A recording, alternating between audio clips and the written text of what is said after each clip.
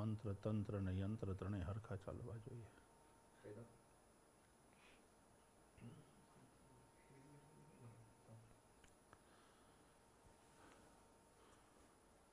ओम विश्वानि देव सवितर्दुरितानि परासुव जदभदरन्तन्न आसुव।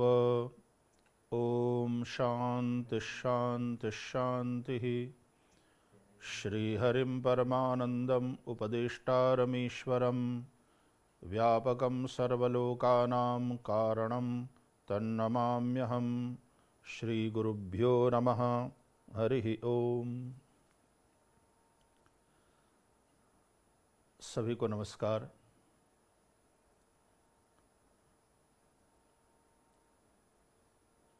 हमारे राष्ट्र भारत की जो पहचान है वो हमारी संस्कृति, हमारी ऋषि परंपरा,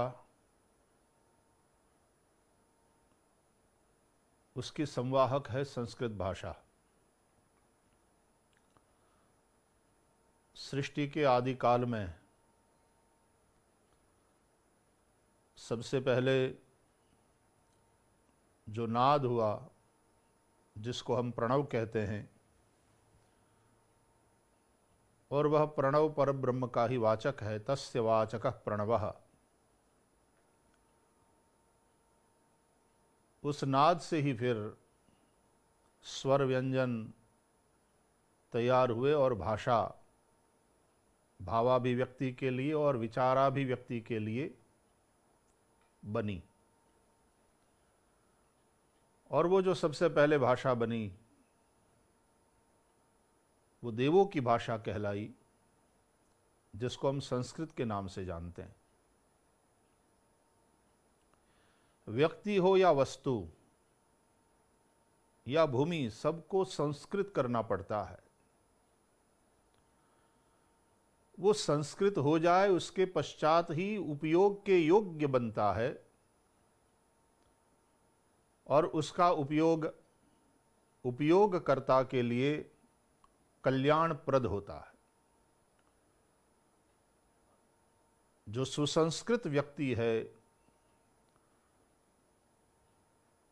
उसके साथ का वार्तालाप, उसके संग में रहने से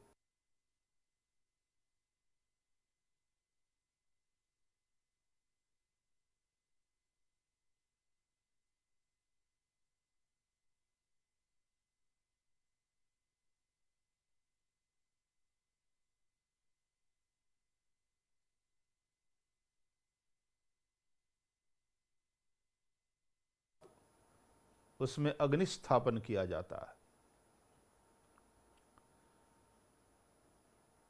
सब्जियां हो, चाहे हमारे वस्त्र हो, चाहे कोई भी भोजन के लिए जो खाद्य पदार्थ हो, उसको पहले सुसंस्कृत करना पड़ता है।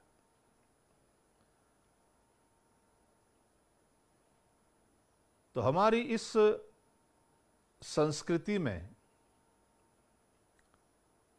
संस्कृत भाषा की महनीय भूमिका है। इसलिए हम कहते हैं भारतस्य प्रतिष्ठे द्वे संस्कृतम संस्कृतिस्तथा। समग्र विश्व का कल्याण करने वाला साहित्य हम भारतीयों के पास, हमारी सनातन वैदिक परंपरा, हमारी ऋषि परंपरा के पास है। और प्राचीन काल में वह सारा साहित्य संस्कृत भाषा में ही लिखा गया, कहा गया। इसलिए इस साहित्य की यदि रक्षा करना है, जो हमको और संपूर्ण विश्व को सुसंस्कृत बनाने की क्षमता रखता है, तो हमें संस्कृत भाषा की ओर ध्यान देना पड़ेगा।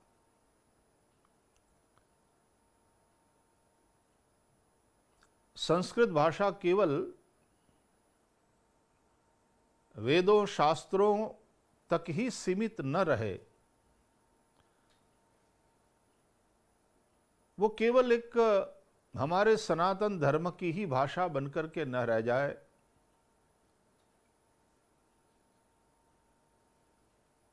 वो हमारे बोलचाल में, हमारे व्यवहार में यदि आ जाए, उससे जो भाषा न केवल बचेगी, जो मजबूत बनेगी, और उसके चलते हमारी संस्कृति मजबूत बनेगी, हमारे संस्कार मजबूत बनेंगे, और अंत में हमारा अस्तित्व और मजबूती से हम विश्व में बना पाएंगे।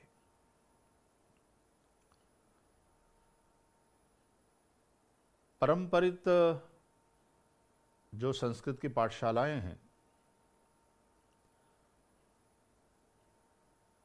वेद पुराण और संस्कृत साहित्य का अध्ययन कराया जाता है, अध्यापन कराया जाता है, अध्ययन किया जाता है।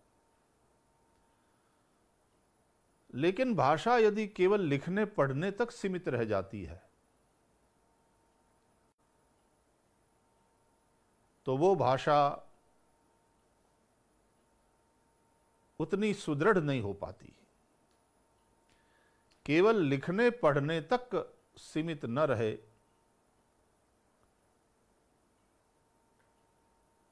लेकिन बोलने और सुनने में आ जाए, हम सुने तो हमारी समझ में आ जाए, हम बोलना प्रारंभ कर दें, उस दिशा में विशेष ध्यान देने की आवश्यकता है। हमारी सरकार, हमारा शिक्षा विभाग उस दिशा में कार्य कर रहा है। ये बड़ी आशा जगाने वाली बात है। रामायण कालीन इतिहास को देखा जाए तो वाल्मीकि रामायण इत्यादि ग्रंथों के अभ्यास से ये प्रतीत होता है कि द्विजाति की भाषा, बोलचाल की भाषा, व्यवहार की भाषा संस्कृत हुआ करती थी। हनुमान जी जब पहुंचते हैं सीता की खोज के लिए श्रीलंका में, अभी सीता जी के सामने प्रकट नहीं हुए हैं और हनुमान जी सीता जी को देख रहे हैं और सोच रहे हैं कि किस भाषा में मैं वार्तालाप करूं। यदि द्विजातियों की भाषा में, द्विजाति यानी जो एजुकेटेड हैं, सुसंस्कृत हैं, संभ्रांत वर्ग के लोग हैं, उनकी भाषा संस्कृत हुआ करती थी, इसलिए यदि मैं संस्कृत में कुछ बोलूंगा तो यदि वाचम वदिष्यामि द्विजातिरिव संस्कृतम, तो क्या होगा? बोले रावणम मन्यमाना माम सीता भीता भविष्यति। मुझे रावण समझ करके सीता भयभीत हो जाएगी। राक्षस जाति का मानते हैं, हालांकि वो ब्राह्मणी था, द्विजाति में था और संस्कृत का भी पंडित था। हम लोग तो ये मानते हैं कि वेदों को स्वर देने वाला दशानन रावण है, पुलस्त्य कुलोत्पन्न है, विश्रवा का पुत्र है। न केवल विद्वान है, वह भगवान शंकर का उपासक है। रावण विरचित जो संस्कृत में शिव तांडव स्तोत्र है, बड़ा प्रसिद्ध है, और आज के पढ़े लिखे ग्रेजुएट को भी जो पहली बार उस स्तोत्र को पढ़ रहा हो, उसके सामने पुस्तक रख दी जाए और कहा जाए कि पढ़ो, बिना भूल के वो नहीं पढ़ सकता। इतना अद्भुत स्तोत्र रावण ने रचा है। लेकिन देखो, वो संस्कृत का ज्ञाता होते हुए भी, शंकर भगवान का भक्त होते हुए भी कुछ ऐसा कर दिया उसने कि हम राक्षस कोटि में उसको मानते हैं। तो इसका तात्पर्य यह है कि संस्कृत भाषा और संस्कृत वांग्मय से संस्कार का सिंचन होता है, निश्चित रूप से वो बीज बड़ा महत्वपूर्ण और बड़ा ऊंची क्वालिटी का है। लेकिन हमारी मिट्टी भी तो वैसी होनी चाहिए, हमारी भूमिका भी तो वैसी होनी चाहिए। निश्चित रूप से धीरे धीरे धीरे संस्कृत हमको सुयोग्य बनाती है।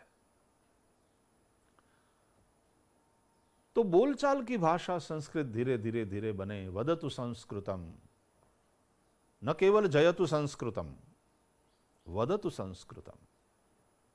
कितना अच्छा लगता है जब हम आकाशवाणी पर संस्कृत में समाचार सुनते हैं, कितना कर्ण मधुर होता है वो।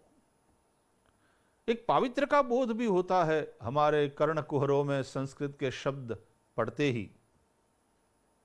इयम् आकाशवाणी संप्रति वार्ताः श्रूयन्ताम्। उसका जो लाघव है, उसका जो सौंदर्य है, कादंबरी जैसे ग्रंथ को हम पढ़ते हैं और डेढ़ पेज तक फुल स्टॉप नहीं आता और बात को एकदम कम शब्दों में भी कहा जा सकता है। हमारे जितने सूत्र ग्रंथ है, अल्पाक्षरम असंदिग्धम सारवत विश्वतो मुखम अस्तोभम अनवद्यंच सूत्रम सूत्रविदो विदुः। कम से कम शब्दों में सत्य को प्रकट करने की एक कला। मैं कई बार कथाओं में भी कहता रहता हूं कि अन्य भाषाओं में जब समाचार वाचक समाचार सुनाता है, चाहे दूरदर्शन हो चाहे आकाशवाणी हो, तो 5 मिनट के समाचार है और वो बीपर बजने लगता है कि अब कंक्लूड करना है, समाप्ति की ओर जाना है। तो अन्य भाषाओं में उसको बड़ा लंबा चौड़ा बोलना पड़ता है। अंग्रेजी में बोल रहा हो तो and that is the end of this news bulletin, समाचार पूरा थया, बातम्या संपल्या, खबरू पूरू थयु, आदि आदि प्रयोग किया जाता है। लेकिन संस्कृत प्रवाचक हो और जैसे ही बीपर बजे आराम से 2-2 अक्षर वाले 2 शब्द बोल देता है, इति वार्ताः। ये सौंदर्य है संस्कृत का। मैं ऐसे कतिपय परिवारों को जानता हूं जहां पति पत्नी दोनों संस्कृत के अच्छे ज्ञाता हैं और उनका ज्ञान केवल पाठशाला में या कक्षाओं में अपने विद्यार्थियों को पढ़ाने तक सीमित नहीं है। संस्कृत भाषा का वह ज्ञान उनके दैनंदिन व्यवहार में प्रयुक्त होता है। वे आपस में वार्तालाप करते हैं संस्कृत में ही, और फिर वही कारण है कि उनके बच्चे लगातार वो सुनते सुनते वो संस्कृत में अपने आप को समाते चले जाते हैं। उस भाषा के साथ उन बच्चों का बचपन से ही ऐसा संबंध जुड़ जाता है कि भाषा सहज हो जाती। व्याकरण भले ही बाद में पढ़े, मातृभाषा तो वही होती है ना जो अपनी माता के मुख से हमको लगातार सुनने को मिलती है। कोई भी भाषा पढ़ने लिखने की प्रक्रिया तो बाद में प्रारंभ होती है, लेकिन सुनने और बोलने से शुरुआत होती है भाषा को जिस सीखने की जो प्रक्रिया है। माता को बोलते हुए सुनता है बालक, पिता को बोलते हुए सुनता है, अपने आसपास के लोगों को बोलते हुए वह सुनता है, और वह बालक सुन करके ग्रहण करता है और फिर बोलता है। पहले धीरे धीरे तोतला बोलेगा, धीरे धीरे थोड़ी, अच्छा वो तोतला भी बोलता है तो इतना मीठा लगता है, फिर धीरे धीरे भाषा शुद्धि आने लगती है, और जब विद्यालय में जाता है तो व्याकरण को पढ़ता है और फिर परिशुद्ध संस्कृत उसके द्वारा सुनने को मिलती है। उसके लिखे हुए संस्कृत ग्रंथों के द्वारा समाज को वो प्रकाश प्राप्त होता है। तो संस्कृतम संस्कृतेर मूलम, संस्कृति का मूल है संस्कृत। ज्ञान विज्ञान वारिधि, ज्ञान विज्ञान का समुद्र है ये। वेद तत्वार्थ संजुष्टम, इसलिए पावित्र्य आ जाता है। परम तत्व से जुड़ी हुई बात है। वेद तत्वार्थ संजुष्टम। श्री रामचरितमानस में वशिष्ठ जी जब चारों दशरथ नंदन चारों भाइयों का नामकरण संस्कार करते हैं, तो चारों का नामकरण संस्कार संपन्न करने के उपरांत वे कहते हैं, वहां तुलसीदास जी ने लिखा है, धरेव नाम गुर। वशिष्ठ जी ने हृदय में विचार करके धरेव नाम गुरु हृदय विचारी, और कहते हैं वेद तत्व नृप तव सुतचारी। आपके ये चारों पुत्र वेद के तत्व समान है, वेद का तत्व है।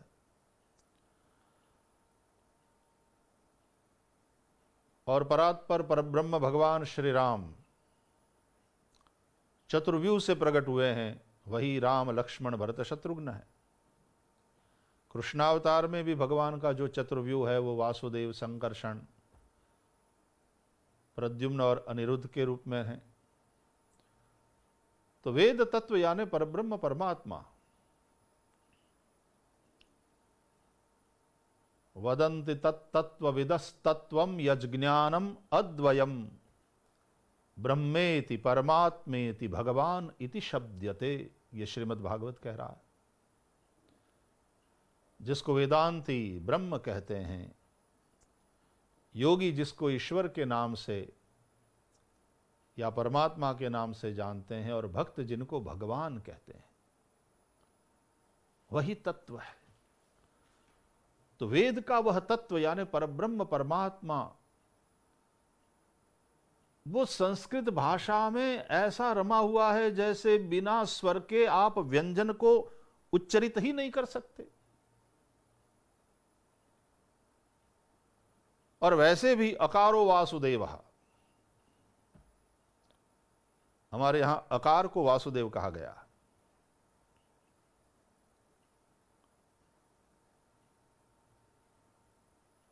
तो वेद तत्वार्थ संजुष्ट है। अतः जब भी संस्कृत भाषा बोली जाए तो ऐसा लगता है कि उसके मुख से वह परमात्मा जैसे मंदिर से बाहर पधारते हैं यात्रा करने के लिए, उस तरह से बाहर पधार रहे हैं। और मंदिर से बाहर पधारे हुए परमात्मा जिस प्रकार सबको दर्शन देते हुए, सबके नयनों को तृप्त करते हुए, सबको आनंद देते हुए विचरण करते हैं, उसी प्रकार ये संस्कृत भाषा जब बोली जाती है तो उसके माध्यम से वह वेद तत्व परमात्मा परब्रह्म जैसे विहार करने के लिए निकले हैं, और सुनने वालों को भी परम तृप्ति होती है, परम आनंद होता है। और जो सुनने वाले हैं तो ऐसा लगता है कि उनके गृह मंदिर में भगवान उसके कर्ण के द्वार से संस्कृत भाषा के माध्यम से उसके अंदर पधारे। निश्चित रूप से सुनने वाले का मन भी पवित्र होता है। वेद तत्वार्थ संजुष्टम लोकालोक करम शुभम। समग्र संसार को प्रकाशित करने वाली यह भाषा है, देव भाषा है। देव भाषा का अर्थ देवताओं के बोलचाल की भाषा, या पृथ्वी पर के जो देव हैं, भूदेव, ब्राह्मण, उनके कर्मकांड के लिए निश्चित की गई भाषा, ऐसा सीमित अर्थ नहीं करना चाहिए। जो ब्रह्म को जानता है वो ब्राह्मण है, वही ब्रह्म, वेद तत्व जिसकी हम बात कर रहे हैं। तो वेद तत्वार्थ संजुष्ट संस्कृत भाषा को जानने वाला, तो केवल हमारे धार्मिक विधियों तक ये भाषा सीमित रहे, ये उचित नहीं है। वहां तो है ही है, और वहां तो अनिवार्य है, अनिवार्य है। अन्य धर्मावलंबियों के लिए उनकी प्रार्थना अंग्रेजी में हो सकती है, अन्य मजहब को मानने वालों के लिए उनकी भाषा में वे अपने आराध्य को पुकार सकते हैं, लेकिन हम सनातन धर्मावलंबियों के लिए संस्कृत भाषा का आश्रय किए बिना कोई पूजा, वैसे भले ही हम ये कहते हैं कि वे प्रार्थना की भाषा तो प्रेम है, भगवान किस भाषा को समझता है, जानता है, तो कहते हैं प्रेम की भाषा, सही है। आंख के आंसू की भाषा पूरे विश्व में कॉमन है, सामान्य है। हंसना वो सामान्य है, लेकिन जब परम तत्व के साथ जुड़ने की बात आवे, वेद तत्वार्थ संजुष्टम, तो संस्कृत भाषा का आश्रय अनिवार्य है। हमारे यहां कोई पूजा चल रही हो और संस्कृत में यदि श्लोक न बोले जाएं,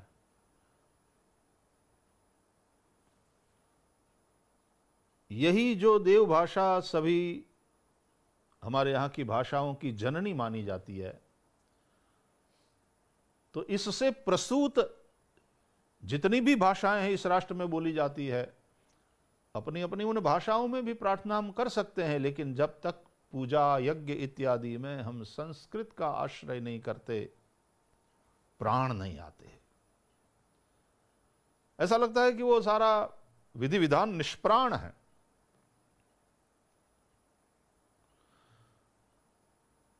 संस्कृत में जब हम प्रार्थना करते हैं, वेद श्रुतियों का गायन होता है, वेद मंत्रों का उच्चारण होता है, या तो श्लोकों के द्वारा, स्तोत्रों के द्वारा जब स्तवन होता है, स्तुति प्रियो विष्णु,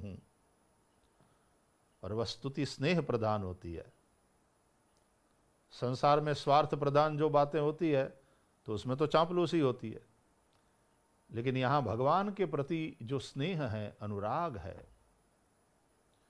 और उसमें भगवान के यथार्थ गुणों का गायन किया जाता है, तो स्तुति करने वाले को भी आनंद और शांति से भर देता है। संस्कृत में करी हुई स्तुति, वो जो स्तुत्य है, जो स्तव्य है, जो स्तव प्रिय है, उन भगवान को भी बड़ा प्रसन्न कर देता है। और भक्त और भगवान का वह संवाद, वहां पर उपस्थित जितने लोग श्रवण कर रहे हैं, उनको भी शांति और भक्ति से, आनंद से युक्त कर देता है। तो लोकालोक करम परम, समग्र विश्व को प्रकाशित करने वाली यह भाषा है।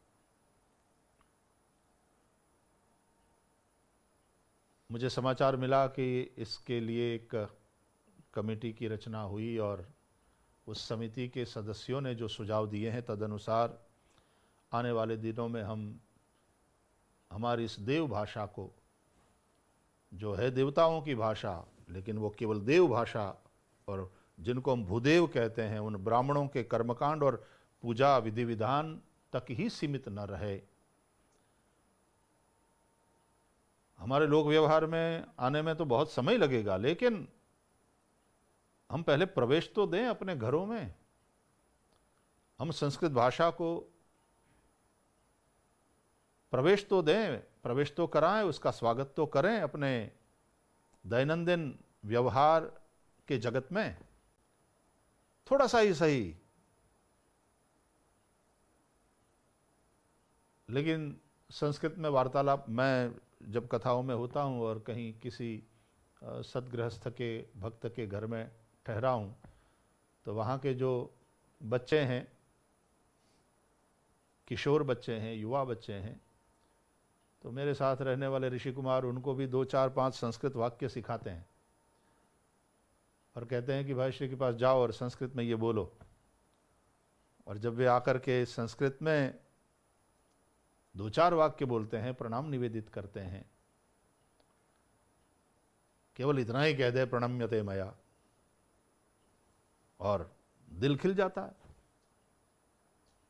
हम प्रसन्न हो जाते हैं, हमारे भीतर बैठा हुआ परमात्मा प्रसन्न हो जाता है।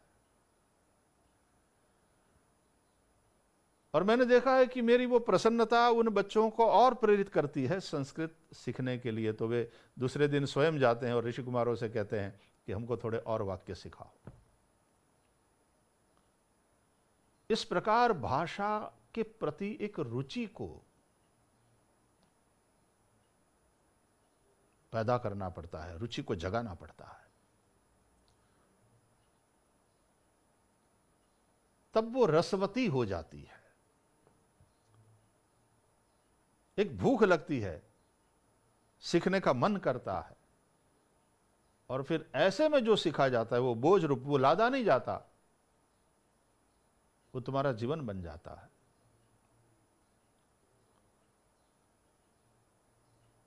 तो अच्छी बात है कि सरकार उस दिशा में कार्य कर रही है। मैं अभी कहीं पढ़ रहा था कि राष्ट्र जब स्वतंत्र हुआ तो संविधान के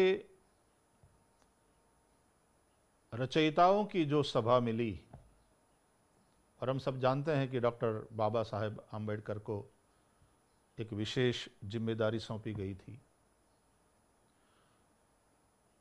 और डॉक्टर आम्बेडकर ने संस्कृत को राजभाषा बनाने का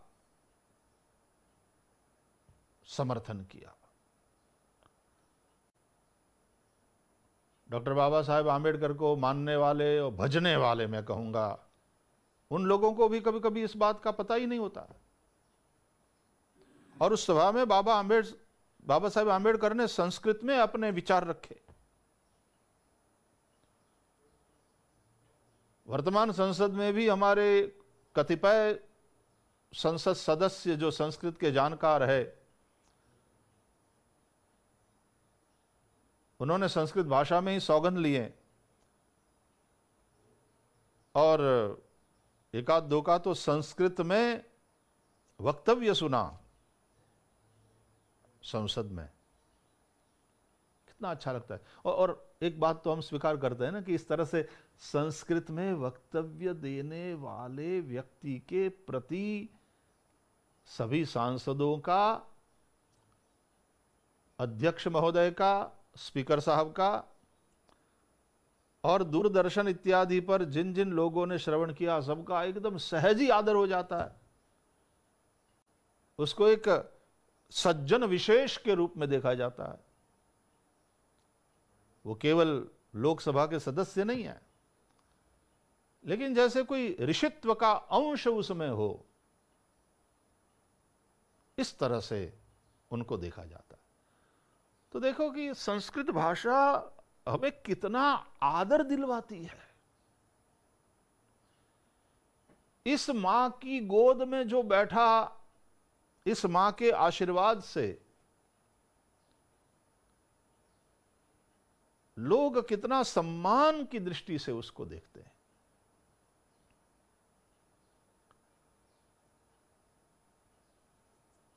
और तत्व ज्ञान की गहराई, आचरण की ऊंचाई,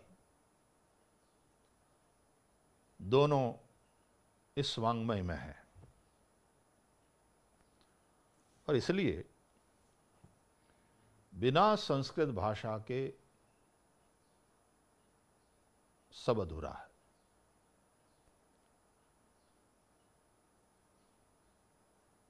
आजकल विद्या भी अर्थकरी हो गई है, उदरकरी हो गई है। निश्चित रूप से हम अर्थ की उपेक्षा नहीं कर सकते, और हमारे वांग्मय में, हमारे धर्म में भी अर्थ की उपेक्षा नहीं है, बल्कि हमने अर्थ को देव माना है। धर्म, अर्थ, काम, मोक्ष, 4 पुरुषार्थ में अर्थ को हमने द्वितीय स्थान दिया है। पुरुषैहि अर्थ्यते इति, इस अर्थ में ये पुरुषार्थ है, और तो सब इसकी कामना करते हैं। लेकिन धर्माद अर्थश्च कामश्च स किमर्थम न सेव्यते कह करके हमारे ऋषियों ने धर्म को विशेष महत्व दिया।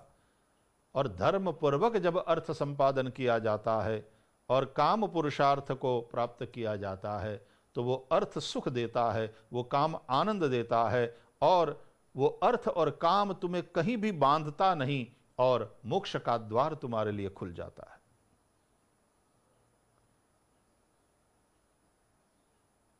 लेकिन केवल अर्थकरी विद्या न रह जाए। द्वे विद्ये वेदितव्ये, परा और अपरा, दोनों विद्या का अध्ययन अध्यापन होना चाहिए। केवल जीविका से संबंधित विद्या, जीविका उपार्जन से संबंधित बातों को सिखाया जाए और जीवन से संबंधित बातें न सिखाई जाए, तो भाई जीविका तो जीवन के लिए है, महत्वपूर्ण जीवन है, जीवन जीविका के लिए नहीं है।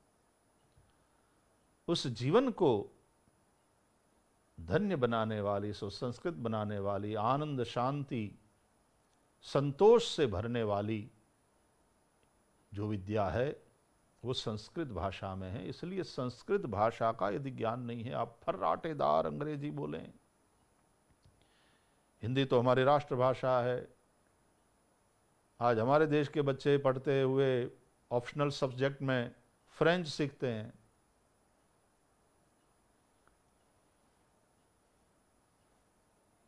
लेकिन सभी भाषाओं का आदर करते हुए, सभी भाषाओं का महत्व स्वीकार करते हुए,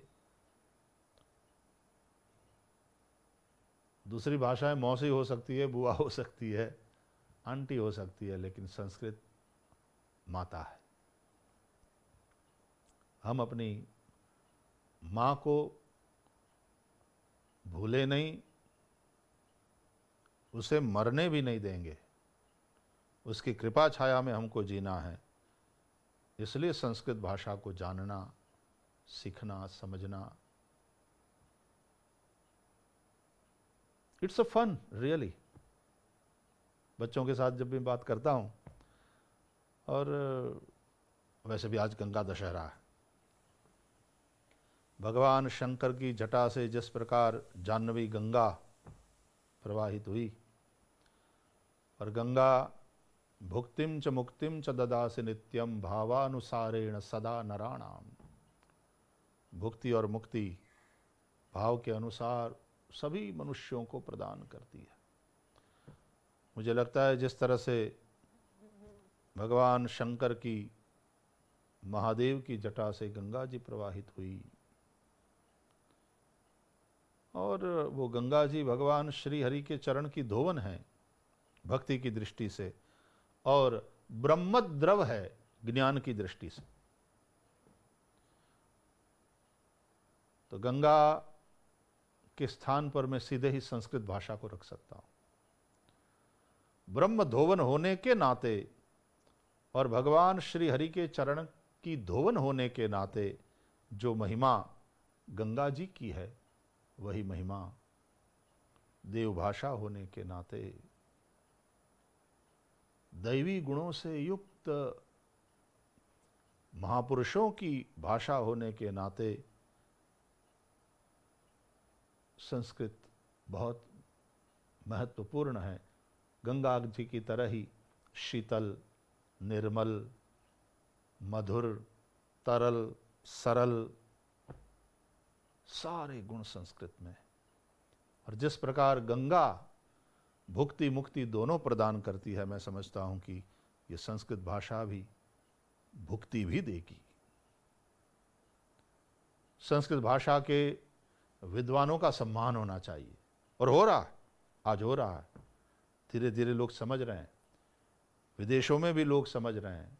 विदेश की कई यूनिवर्सिटीज़ में, विश्वविद्यालयों में पढ़ने वाले, पढ़ाने वाले जब मुझे मिलते हैं और उनके साथ वार्तालाप होता है, उनके संस्कृत ज्ञान को देखकर मन प्रसन्न होता है। कई विदेशी हमारे वेदों के मंत्रों को इस तरह से उच्चारण करते हैं, जिन्होंने दिया वो पूरी उसकी जो मर्यादा है उसके साथ उसको सुयोग्य बनाने के उपरांत ही देते होंगे, लेकिन जिस तरह से उनको मंत्रोच्चारण करते हम सुनते हैं, तो कभी कभी यहाँ के हमारे कर्मकांड करने वाले ब्राह्मण उतनी शुद्ध संस्कृत नहीं बोल पाते, या मंत्र उनके पास गुरु परंपरा से नहीं है, इसलिए शुद्ध नहीं होते हैं।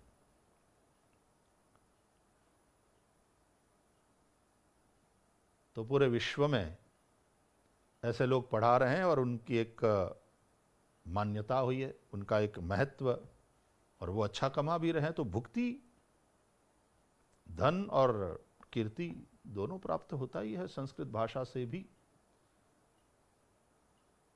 लेकिन अन्य भाषाएं फिर मुक्ति नहीं प्रदान कर सकती, और यहां भुक्तिम च मुक्तिम च ददास नित्यम।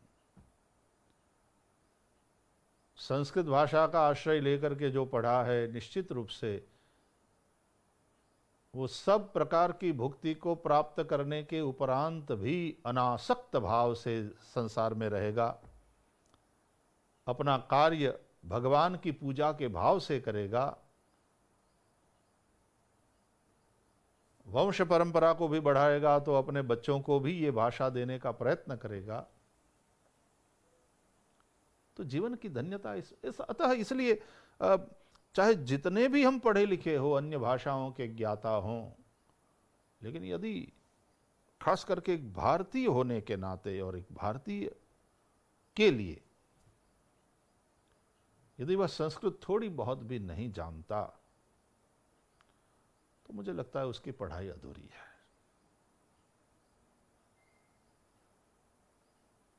जानाति विविधा भाषा,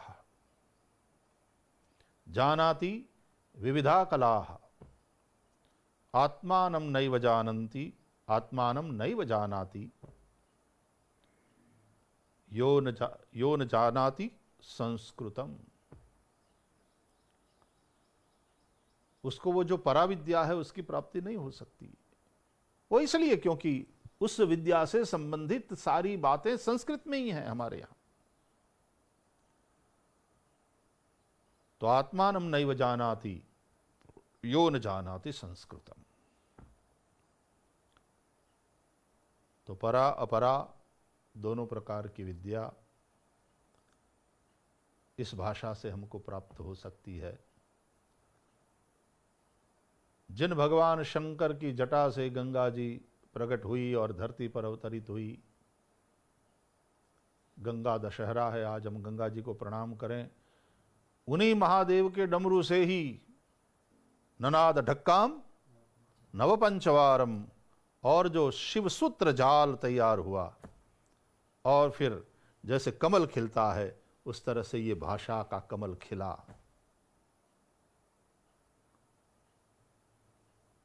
निश्चित रूप से वहाँ जहाँ कमल है वहाँ लक्ष्मी होती ही है, निश्चित रूप से जहाँ लक्ष्मी है वहाँ विष्णु होते ही हैं, क्योंकि लक्ष्मी सदा विष्णु की सेवा में समर्पित रहती हैं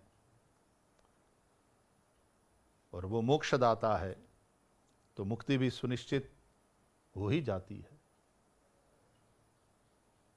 तो गंगा जी जिस तरह हमारे खेतों को सींचती है और फसलों को, पैदावार को बढ़ाती हैं, और भौतिक रूप से भी हमको संपन्न करती हैं, और गंगा में नहाने वाला, गंगा को प्रणाम करने वाला, गंगा का दर्शन करने वाला, गंगे तब दर्शनान मुक्ति ही, मुक्त हो जाता है। तो ये वाली भाषा भी उस गंगा जी की तरह ही है। हम संस्कृत भाषा के इस महत्व को समझते हुए कुछ ऐसा करें कि इस भाषा के प्रति हमारा प्रेम हो, हम अपनी इस माँ को भूल जाएं, ये हमारा ही अकल्याण करेगा। ये देश भारत है, ऋषि परंपरा के लोग हम हैं, हमारी जड़ें संस्कृत में, ये हमारा उत्सव।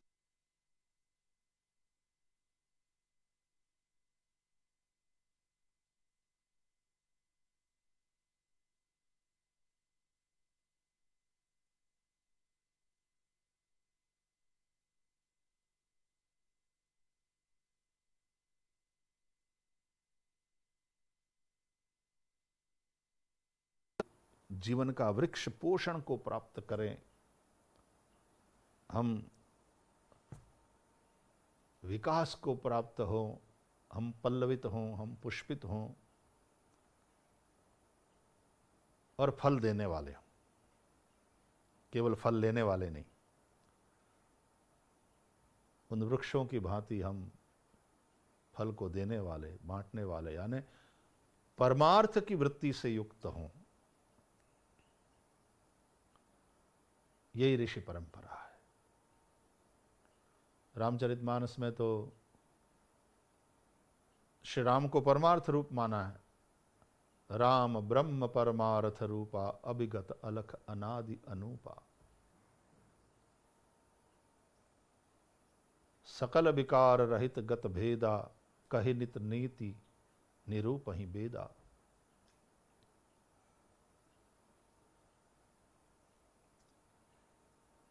सरकार के द्वारा बहुत प्रयास हो रहे हैं, संस्कृत भारती संस्था के द्वारा बहुत प्रयास हो रहा है और बहुत सालों से हो रहा है, और वो प्रयास स्तुत्य है, प्रणम्य है, स्वागत के योग्य है और समर्थन के योग्य भी है। न केवल स्तुत्य है, न केवल स्वागत के योग्य है, जन जन का समर्थन मिले, ये जरूरी है। और हमारे विद्यालयों में संस्कृत पढ़ाई जाए, अमुक कक्षाओं तक उसको अनिवार्य कर दिया जाए, आदि आदि बातें ठीक है, लेकिन अनिवार्य करने से कहीं ना कहीं भाषा को लादने की बात आ जाती है। जिस घर में जो बच्चा पैदा हुआ है, उस घर में बोली जा रही भाषा उस बच्चे के लिए अनिवार्य बनाकर लादी नहीं जाती। बच्चा अपने आप को उस भाषा में इंडल्व करता है, आत्मसात करता है, वो भाषा उसके लिए सहज बन जाती है। तो उस भाषा के प्रति रुचि को जागृत कराया जाए। रुचि को, जैसा मैंने कहा, जागृत कराने के लिए बहुत सारे उपाय हैं। इसलिए उस दिशा में काम करने वाले हमारे जो संस्कृत अध्यापक हैं, जितने शिक्षक हैं, उनको अपने आप को विशेष रूप से तैयार करना पड़ेगा। मुझे याद है, हम जब पढ़ते थे तो हमारे गुरुजी, संस्कृत नहीं तो व्याकरण लोगों को एकदम शुष्क विषय लगता है, लेकिन वो बड़े प्रेम से पढ़ाते थे और समझाते थे कि देखो बच्चों, आज मैं आप लोगों को एक प्रश्न पूछना चाहता हूँ कि हिंदियों की काकी, मराठियों की चाची, पंजाबियों की दादी और गुजरातियों की नानी कौन है? वो कहते थे उसको पहचानो, और वो एक ही है, वही है गुजरातियों की नानी, पंजाबियों की दादी, हिंदी भाषियों की काकी, मराठी भाषियों की चाची, वो एक ही है। और फिर समझाते थे कि वो क्या है, बोले षष्ठी विभक्ति एक वचन।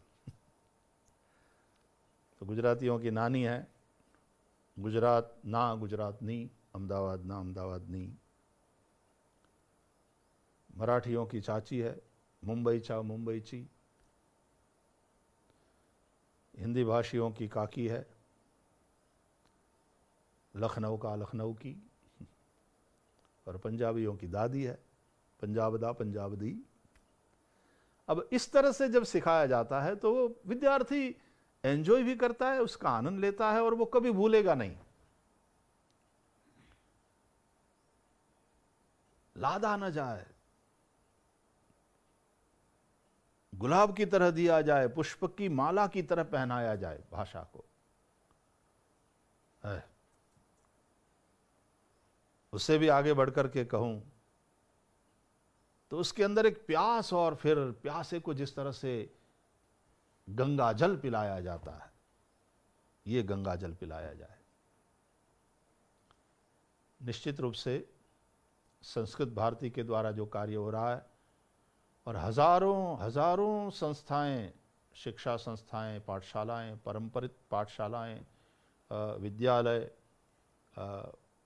कतिपय महाविद्यालय और मेरे ख्याल से 15 से अधिक संस्कृत विश्वविद्यालय जो भारत में कार्य कर रहे हैं, सब मिलकर के इस दिशा में कार्य कर रहे हैं। हमें तो लोगों के मन में ये भावना जगानी है कि देखो इतना बढ़िया सब चल रहा है, इसमें कहीं आप इसके प्रसाद से वंचित न रह जाओ। जीवन का आनंद लेना है तो अपनी इस दिव्य माता की गोद में बैठो, संस्कृत सीखो। वदतु संस्कृतम, जयतु संस्कृतम। आज आप सभी लोगों के मध्य आकर के मुझे भी अपने विचार रखने का अवसर मिला, उसका आनंद है। इस क्षेत्र में थोड़ा बहुत हम लोग भी काम कर रहे हैं। सांदीपनि विद्या निकेतन के अंदर संस्कृत व्याकरण से जिनको आचार्य करना है उनके लिए एक बहुत सुंदर व्यवस्था है यहाँ पर। और हमारे बच्चे, हमारे ऋषि कुमार ऋषि परंपरा का पालन करते हुए बहुत अच्छी तरह से संस्कृत भाषा और संस्कृत वाङ्मय का अध्ययन कर रहे हैं। और साथ साथ अपरा विद्या भी, जिस समय में अभी कंप्यूटर सरकार ने इंट्रोड्यूस नहीं किए थे अपने अपने विद्यालयों में, हम लोगों ने किया था। और कंप्यूटर को और अंग्रेजी को भी सिखाना प्रारंभ किया था, ताकि हमारे संस्कृत के प्रकांड पंडित बच्चे दुनिया के साथ भी कदम से कदम मिलाकर चल सके। और ये हो रहा है। आज सांदीपनि के ऋषि कुमार संपूर्ण विश्व में जा रहे हैं कल्चरल एम्बेसडर बन करके, सांस्कृतिक राजदूत के रूप में काम कर रहे हैं। और जहाँ मंदिरों में जाते हैं विदेशों में, वहाँ केवल वो प्रिस्ट नहीं है, प्रीचर भी है और टीचर भी है। वहाँ के बच्चों को संस्कृत, हिंदी, गुजराती इत्यादि भाषा सिखाते भी हैं, सत्संग भी कराते हैं और ठाकुर जी की सेवा भी निष्ठा से करते हैं। लोगों में, युवाओं में धर्म के प्रति श्रद्धा बढ़े, वो कार्य करते हैं। सैकड़ों विद्यार्थी अभी तक यहाँ से शास्त्री और आचार्य करके अपने अपने कार्य क्षेत्र में लगे हुए हैं। और प्रभु कृपा है कि राष्ट्रीय स्पर्धाओं में भी कुछ न कुछ इनाम लेकर के ही आते हैं। राज्य स्तरीय स्पर्धाओं में तो लाते ही हैं। और ऐसी कई पाठशालाएं प्रभु कृपा से, ये हमारे लिए संतोष की, आशीर्वाद की बात है, माँ सरस्वती का आशीर्वाद है कि ऐसी कई पाठशालाएं, कई संस्थाएं कार्य कर रही हैं। लेकिन इस कार्य को भी और वेग देने की आवश्यकता है, फैलाने की आवश्यकता है, जन साधारण तक इसको पहुंचाने का प्रयत्न करने की आवश्यकता है। और मुझे संतोष इस बात का है कि उस दिशा भी प्रयास हो रहा है संस्कृत भारती जैसी संस्थाओं के द्वारा। मैं सभी का बहुत बहुत हार्दिक अभिनंदन करता हूं। और मेरे विचार आप लोगों के समक्ष जो अवसर मिला उसके लिए आनंद प्रकट कर रहा हूं। भगवान महादेव, जिनके डमरू से ही ये सूत्र जाल तैयार हुआ है, जो सूत्र प्रकट हुए हैं, वे महादेव हम सबको प्रेरणा भी दें। और विद्या की उपासना जिनको करनी है उसको महादेव की आराधना करना पड़ता है, इसलिए तो वो महादेव हम पर कृपा करें और ये विद्या, परा और अपरा विद्या दोनों संस्कृत भाषा के माध्यम से हमारे पास आए, ऐसी कामना करते हुए सर्वेत्र सुखिनः सन्तु, सर्वे सन्तु निरामयाः, सर्वे भद्राणि पश्यन्तु, मा कश्चित् दुःखभाग् भवेत्।